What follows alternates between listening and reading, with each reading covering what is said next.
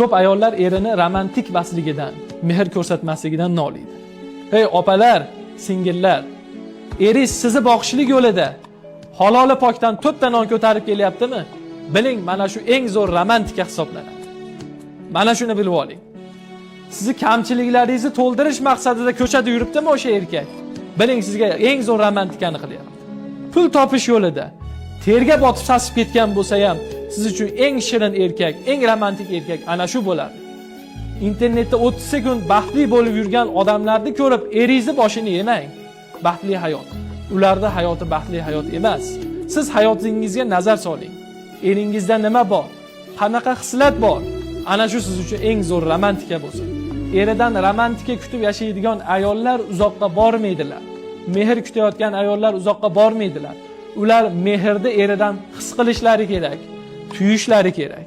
Erini har bir qadami, erini har bitta bosayotgan qadami, har bitta qilayotgan ishi ayoli uchun romantikadan zo'r romantika hisoblanadi. Eng zo'r mehr hisoblanadi. Agar buni tushunsalar.